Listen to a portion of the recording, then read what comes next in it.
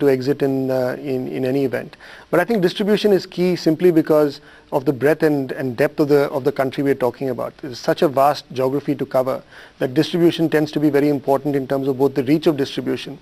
But equally, I think the efficiency of distribution is a factor that will drive the economics of this business, because you're putting a lot of money behind distribution, whether you're a life insurance company or a mutual fund company, and therefore how much you can drive the productivity of that spend will determine in many ways the economics of your business. So any back of the envelope calculations there, just to understand it, because it is a very elusive business to understand, what kind of money needs to go into distribution vis-a-vis the kind of business that you can get in?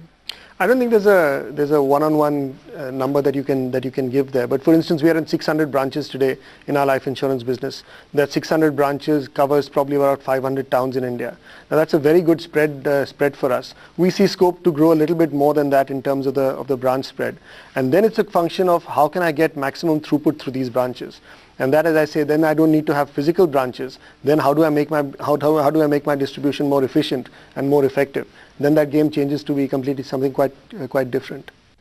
What would you say if somebody is commenting on strategy of different players in this market, and they might say that Birla Sun Life Insurance not been as aggressive enough as some of the other players that we have seen, be it coming out of Reliance or be it coming out of ICICI Pru? What would you say to that?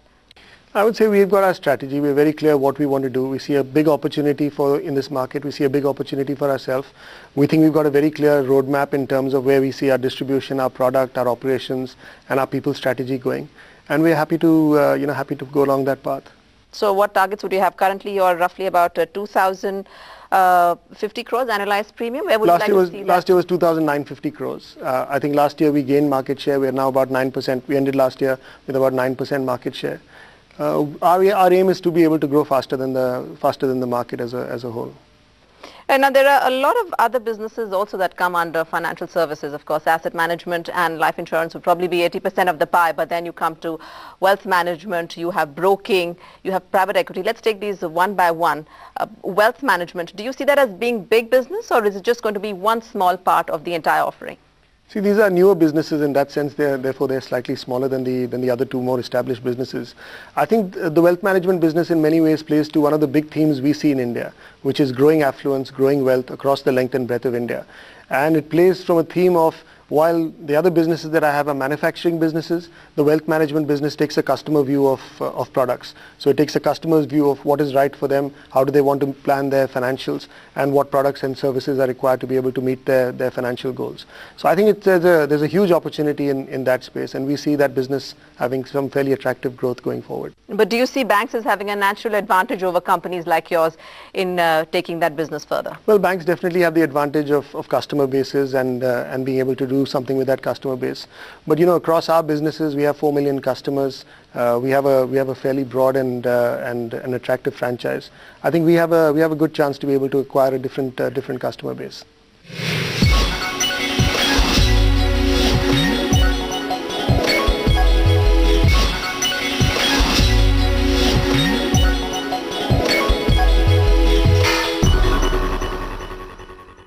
Government insurance money, the money that comes in from the public sector, is huge, and that is something that has to be tapped in by a lot of private players, because that would be big pools of money. Do you see that as being one big area which is going to help see life insurance see a huge surge in volumes to come? Are you talking about the group business, or are you talking about individual business? No, the government, the pension money that needs to be managed. Yeah, the pension money doesn't come into this sector. If you're talking about superannuation and gratuity funds, some of that comes into the group business. There are 3-4 large players in the group business in India, and they are the beneficiaries of these mandates that are given out. But yeah, the PSUs are large customers for this. I also think the PSU banks, in a different vein, are a very important distribution avenue for say mutual funds. Because when I'm looking to grow the penetration of the market, mutual funds are catering. If I want to grow outside of that 5% that I spoke about, the PSU banks tend to be very important in that regard. All right, coming back to financial services and into the private equity business now, what's your plan there? Any product launches on the horizon? Yeah, on the private equity space, we've spent some time building the team. We've now got a broad-based and capable team in private equity. We're in the process of raising our first fund, so that will then set this business off on the road. So if you're looking at the entire gamut and you wanted to put percentages in terms of revenues that you would like out of your different parts of the financial services business, what would those revenue percentages be? Actually, I wouldn't look at it that way. I would look at it in terms of, for my customers who are our target customers, what are the products and services that I would need to provide to be able to become a more significant part of their lives and their wallets. And I think if you look at it from that perspective, then all the businesses have a key role to play. The life insurance business is obviously large in terms of both capital and in terms of the size of the business, number of people employed. But every business has a role to play in that journey in terms of building a relationship with the customer that we are targeting. But just the fact that each of these businesses is so different and the market leaders in each of these businesses are completely different, how easy is it to have all of these under one umbrella? Because strategies would have to, strategies, skill sets, everything is completely varied across all of these products. Yeah, it's important to make sure the business has the right competitive capabilities in the sectors in which it's competing. So you cannot apply the same rules across different sectors if the requirements are different. But in many ways, I think one of the things we're trying to build is an integrated business. And I think that allows us many synergies. It allows us to build best practices across all our businesses. It allows us to get synergies across the various businesses. It allows us to provide career opportunities to individuals, gain synergies in terms of, say, IT platforms, architecture, all of that, which I think you wouldn't get if you let these businesses operate as individual businesses. But do you then also see that you have to be a little more conservative in approach because you have typically seen market leaders in each of these segments being extremely aggressive? Is that a strategy you would like to adopt? See, I think aggression is a function of the strategy that you want to play and the goals that you're going after and the timelines in which you're willing to go after those goals.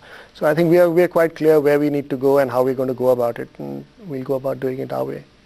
Now, just one question really on what needs to be done to kickstart financial services growth, really to take it up and ramp it up. Now, we were expecting FDI in insurance to come in at a higher level. It didn't really come in. Mutual fund growth has been there for India, but really not at the level that we would have expected. What's holding the industry back and what really needs to be done? Well, the industry is actually growing reasonably fast. I think there's no question that as GDP grows, typically financial services growth is a lot dependent on GDP growth. So if the Indian economy continues to grow as it is, financial services will continue to grow. If you're asking what can cause a differential growth in that trajectory, I think the empowerment of intermediaries, better quality financial intermediaries, much better financial planning, much better financial advice, I think all of that would definitely be able to move. Because if you look at it today, in a typical Indian household, 60% of household savings goes into a bank deposit. And that typically, if you take inflation and you take tax, probably doesn't meet the goals that somebody is setting for themselves. So if you want to make that money work harder and be able to make that money get into other products, the quality of financial advice and the quality of financial planning will become very critical. All right, now taking a perspective on the region, now everybody talks about the BRIC economies, and sitting in India we always feel that we are on top of the league tables, but really taking an Asian perspective, taking a more macro perspective, where do you see money coming into India? Where does it stand in the big scheme of things in Asia and even within BRIC countries? India is reasonably under-owned amongst most of the large investors. There are players who've been exposed to India for a long time, and I think they understand India, they understand the Indian market, they probably have a good exposure to India. But if you look broadly, I think there are many large players in the world who have at best an equal weight or an underweight to India. I think that will change over a period of time. I think as risk appetite has come back to the market, I think you will see more money going into emerging markets. And I think in emerging markets, my own sense is I think you'll see more coming into an India and a China than the other bits of BRIC, because I think there are structural benefits that these countries have. But why is not, you yourself said that when you were looking after funds management, when you were back at the time, when you were with Prudential, Japan, Korea, China, all these companies come to mind first, and they take away a big chunk of the money that is allotted for the region. Why is India still not up there? It's been a long time since we've had our growth story going now. Well, it's a function of market cap, it's a function of free float. That's how the indices work. That's what compared to China, I think we're better than as far as market cap and free float is concerned. No, I don't think so. I think we'd be less than China. I think China has the advantage of scale. Many of the issuers there have significant size, free float, significant size of equity that allows therefore large institutional players to participate in those markets. But just in terms of percentage of the market capitalization of the markets as a percentage of GDP, it will be much higher for India. I mean, I think that's what we pride ourselves for, that we have very well developed capital markets, and yet the money is still coming. Do you think it's a supply constraint issue for India? You know, we talk about the domestic consumption story as being what's going to drive us forward, but clearly supply constraints is what's going to put a cap on where we can see growth. But I see the supply constraint in a different angle in terms of I look at it from an infrastructure perspective, because if I take your question and look at it as an economy as a whole, I think India, again, if you look at the recovery that we're seeing now, a lot of that recovery is consumption-led, private consumption, government consumption. I think to keep that recovery going and getting back to the 9% levels, you've got to get investment demand back. And I think to get investment demand back, you've got to start dealing with some of the supply constraints. So I think infrastructure is a traditional area which needs to be dealt with if we're going to debottleneck some of our supply issues. But if I give you an anecdote in terms of, for instance, the India versus China example. When I was in a fund management role in the region, I was covering several markets in the region. We went into Japan, and Japan had about $6 or $8 billion invested in Chinese funds, nothing invested in India. And that's the time we kind of opened up the opportunity of saying there is a large market out here, and most Japanese investors haven't had a chance to access it. Today, my guess is the Indian exposure of Indian funds sold in Japan is probably as much, if not more, than what's there in China. So I think it's a question of exposing people, getting them to understand what this market is, the opportunities, the breadth of companies we get over here, which is really quite unique and quite attractive in a regional context. So 2007 saw almost 18 billion coming into our equity markets. 2008 saw a huge pull out from the markets. You know, not to put a number for the year, but you wouldn't be surprised if we saw equity inflows coming into the tune of 15 to 20 billion in the current year?